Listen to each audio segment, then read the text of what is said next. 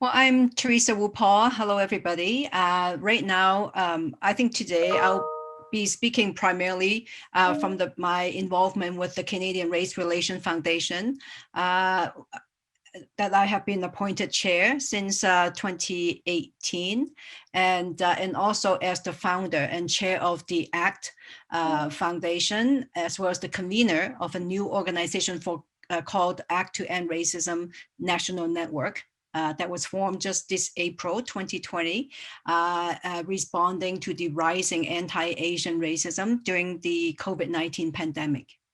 I have also founded and built 6 other nonprofit organizations, and they're community service organizations, cultural organizations, as well as the Ethnocultural Council of Calgary, is now called Action Dignity, and as well as the Asian Heritage Foundation.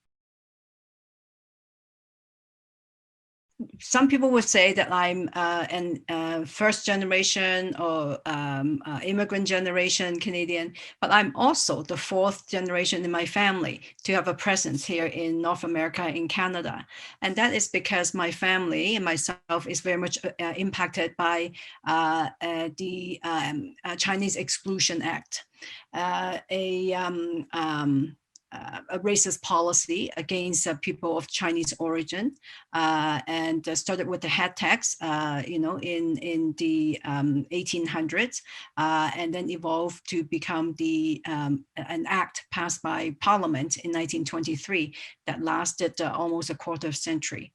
Another identity that impacts my work is I'm a social worker of Chinese Canadian descent, and I have been doing this work for more than 40 years. So I have had the opportunity and experience working with people who have been discriminated, who do not have a voice in society, and have adversely impacted by systemic racism. Not only people of Chinese descent, but people of all racial background.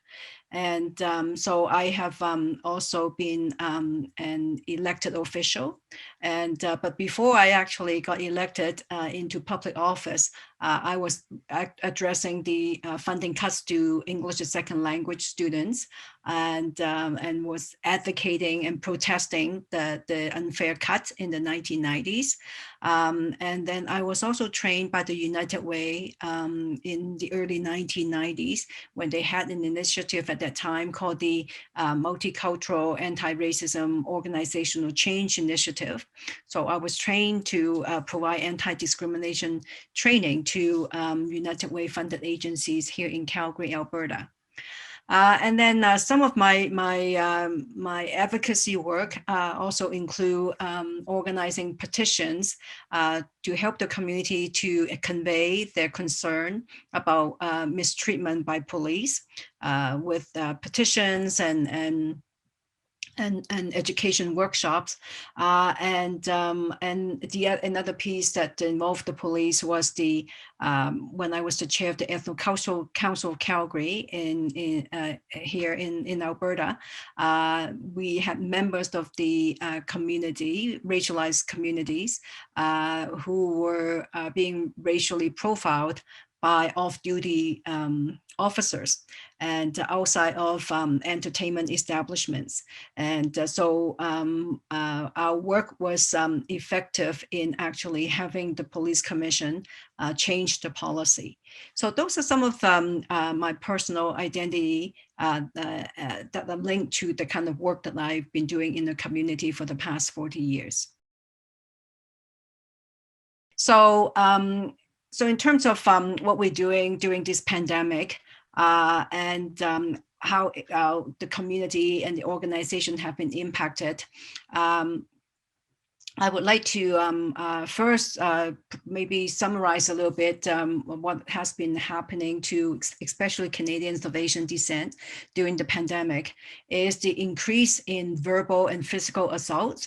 Many of you have heard that the people have been punched, they've been pushed, and they have been spat on. I think it's been recorded numerous times, and people's properties have been vandalized, temples, businesses, homes have been and other properties have been vandalized throughout the country, from Vancouver to Montreal.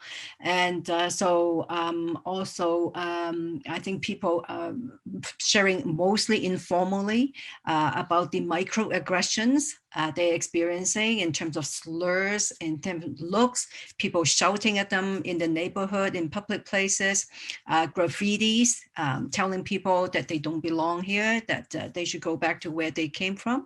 And many of these people, of course, are born and raised here in Canada. And Angus Reid's survey in June 2020 actually found that 64% of the Chinese Canadians surveyed reported feeling that they have actually experienced racism, and 50% are worried that the children will be bullied when they go back to school.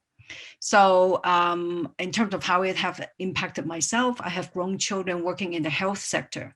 So I'm worried for their, their health and personal well-being, and also as essential workers of color, how they might be treated within those sectors.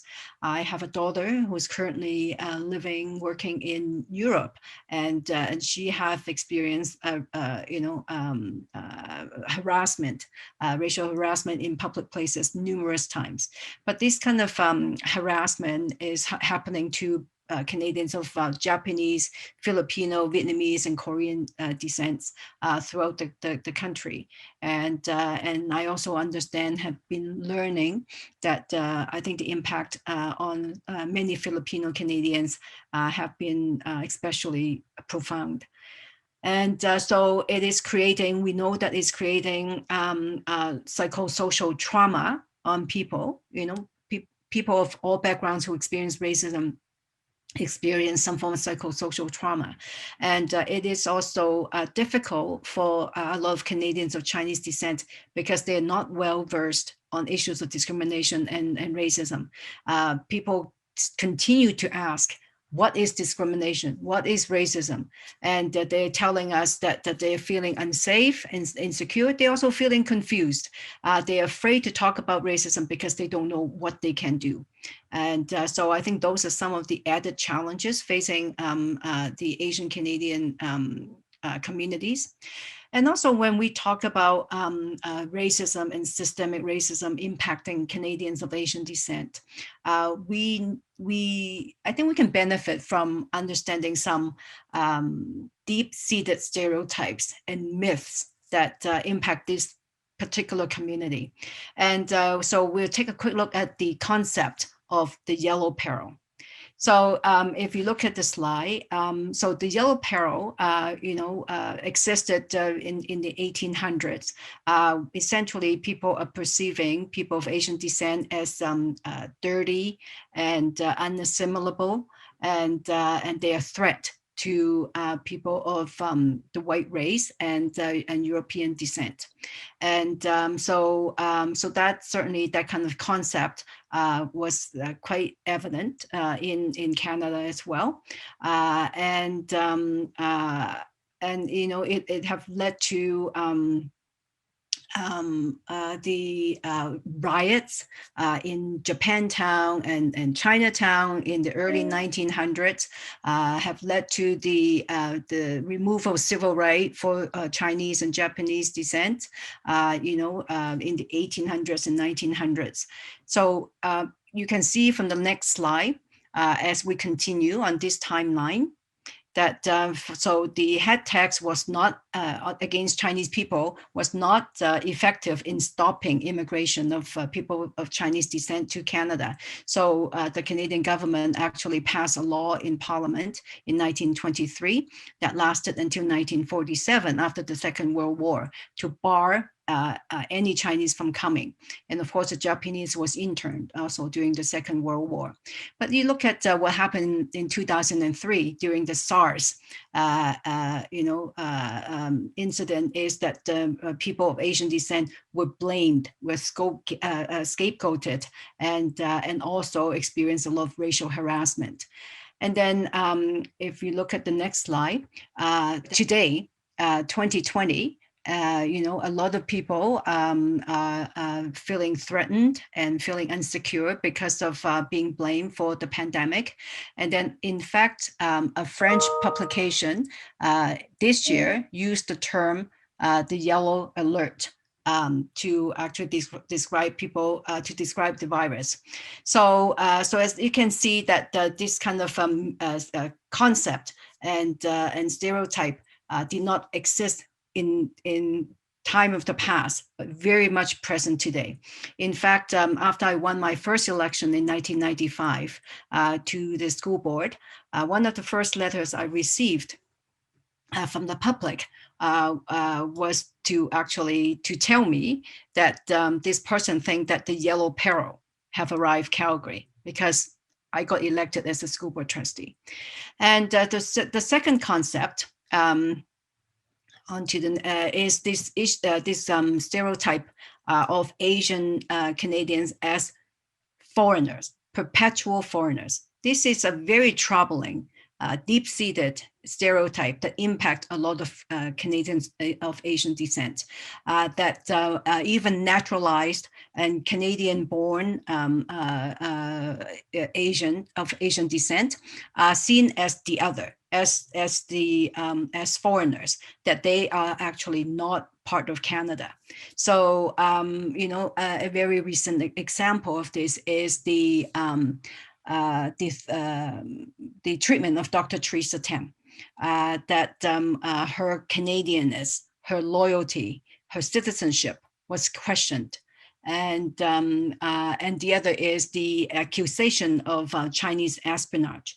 And what people had to, in a multicultural society, have to be more cognizant and sensitive is when they make remarks like that to, people of Chinese descent overseas, it has impact on Canadians of Chinese descent here at home in Canada. So we know that Canadian born engineers of Chinese descent, their career are being adversely impacted. Their physical movement in the workplace have been adversely, impacted. So I think that kind of racial incidents and also impact of racism on Canadian Chinese of Asian descent is not well understood. So generally, people are not aware of those kind of stereotype that have very negative impact on people's sense of belonging to this country and people's access to equal opportunity in Canada. So another very deep-seated troubling stereotype against Canadians of Asian descent is this stereotype of model minorities. So it is a racial generalization originated from an article from the New York Times in the 1960s, around the late 1960s, called Success Story, Japanese American Style, which claimed that the Japanese Americans are better than other Americans, including native-born whites. And later it was expanded to all Asian Americans. And so of course, this is a overgeneralization. It have led to some very troubling treatments of Canadians of Chinese descent, as we could see from the 1980 CTV documentary called Campus Takeaway, where the images of Asian Chinese students being blamed for taking away university seats, actually born-raised Canadians. So further perpetuating the perpetual foreigner myth of Asian Canadians. And of course, there was an coverage and an article by Maclean magazine a few years ago called Too Asian.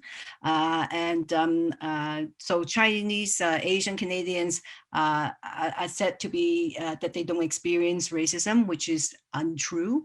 And this is a false flatter that is used to insult other visible minorities. And because the concept actually came about during the civil rights time in the 60s in the United States, it's actually used as a tool to discount racial discrimination. That if Asians can do this, it means there's no racial discrimination. And also used as a tool to divide people amongst the different racialized communities. So the impact of this is underrepresentation of people in leadership roles, overrepresented in perhaps in some technical professions, in the lower strata of organizations. Many Asian community groups actually have a very low civic participation rate in Canada. And also, essentially, the community is feeling very silenced. They are feeling that they have to live up to this model minority myth, and that they are not supposed to be, they're not supposed to complain. Because things are supposed to be working out for all people of Asian descent. And then also the young people especially feeling burdened and stressed by this stereotype, by this myth, because they feel that they actually have to live up to this model minority myth by being academic. That is their only route as people of Asian descent.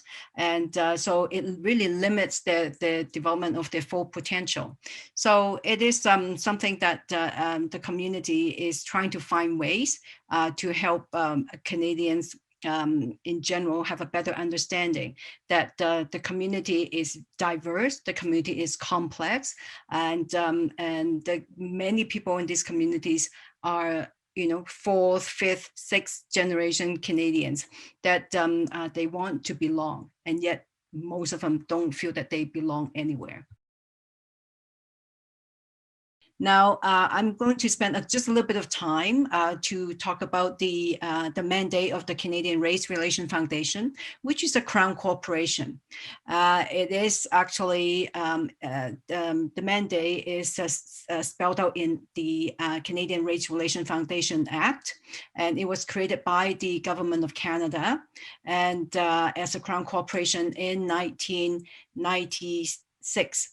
And as part of the Japanese-Canadian redress agreement to reaffirm the principles of justice and equality for all in Canada. And the mandate is to facilitate throughout Canada the development, sharing, and application of knowledge and expertise in order to contribute to the elimination of racism. And we would do this by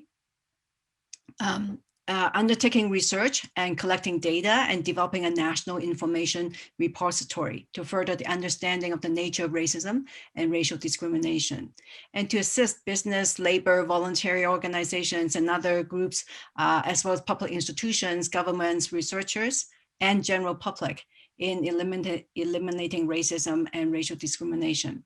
So we also act as a clearinghouse, providing information about race relations resources and establishing links with the public, private, and educational institutions and libraries. We facilitate consultation and the exchange of information relating to race relation policies, programs, and research. We also do this by promoting effective race relation training and assist in the development of professional standards, increasing public awareness of the importance of eliminating racism and racial discrimination. And we also want to collaborate strategically with business, labor, community, as well as public institutions and levels of government in supporting programs and activities to address issues of racism. We support and promote development of effective policies and programs for the elimination of racism and discrimination. I have actually come to know this organization about 20 years ago. And so I think over the years that this organization have experienced some challenges, especially in the area of financial resources.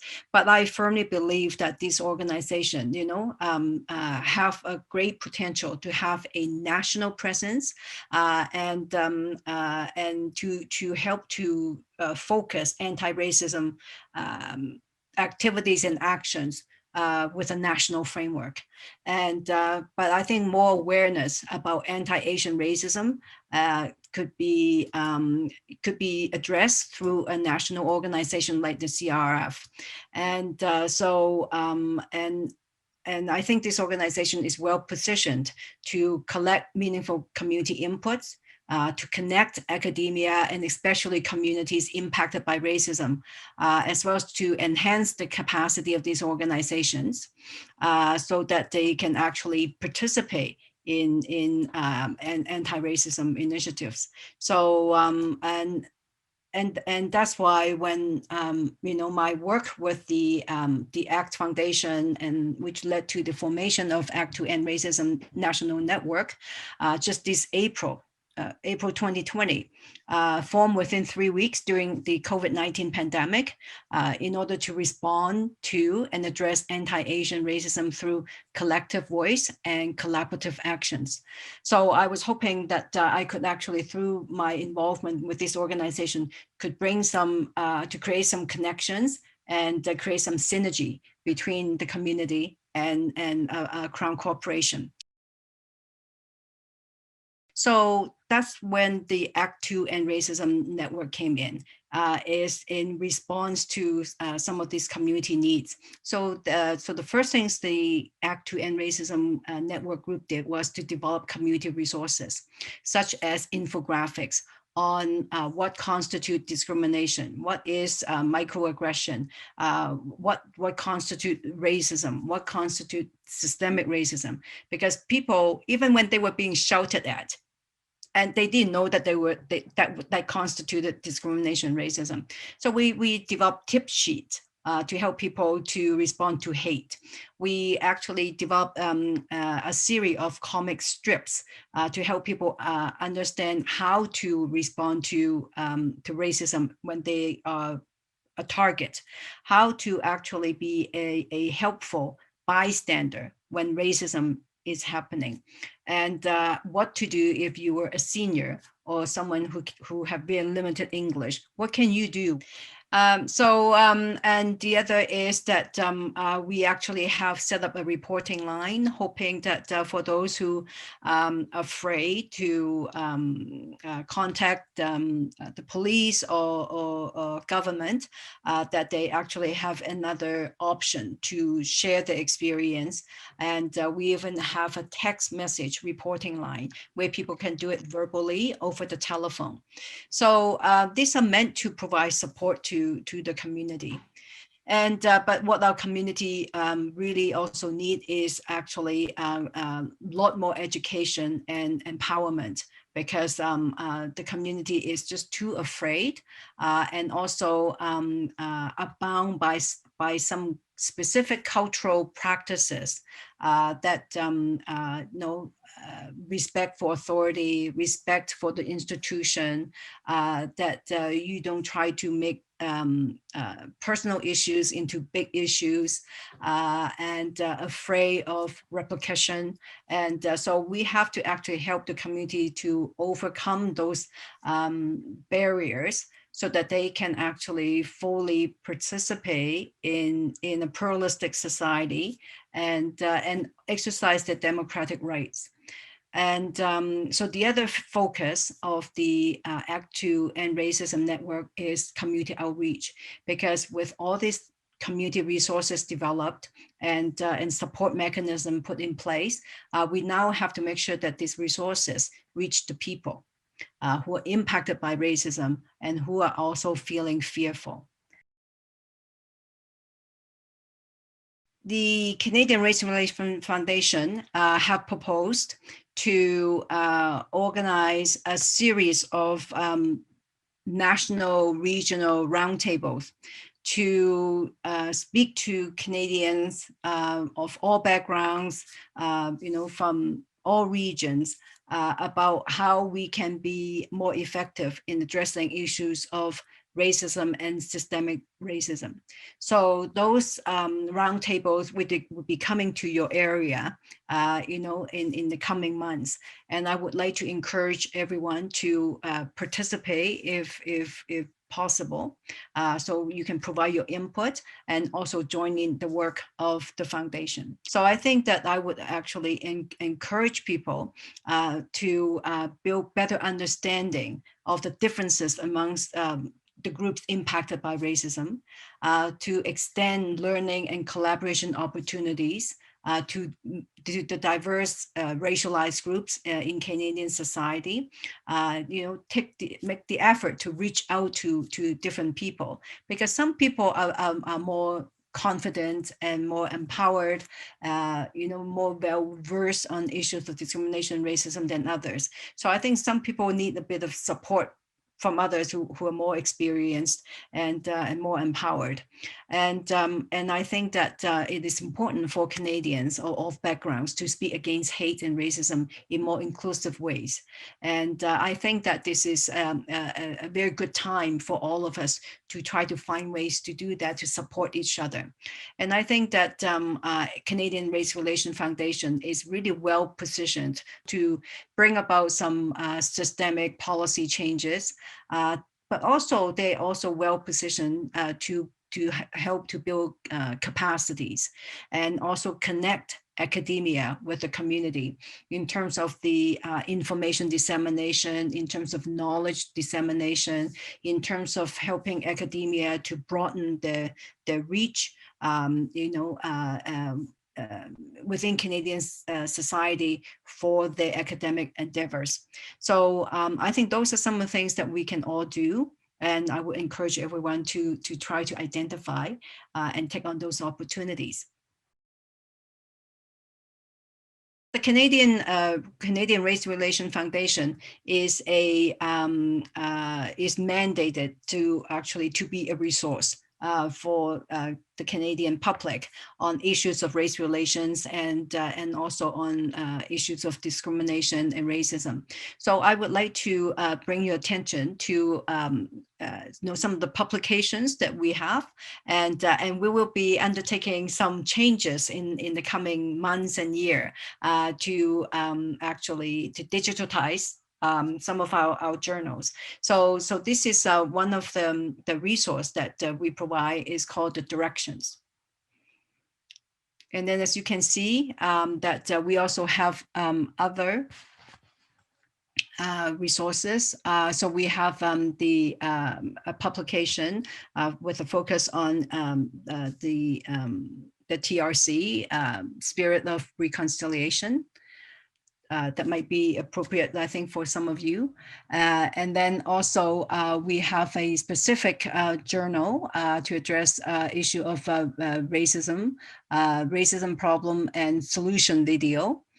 We also have an anti-Black racism in our school as a resource.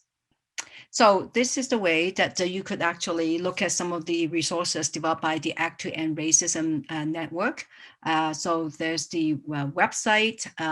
You can follow them on Facebook if you like, but there's the text message racism reporting line available in 7 languages. And there's a resource guide that actually provide update on the activities of the network. Which now have a membership of over 45 organizations in 6 provinces.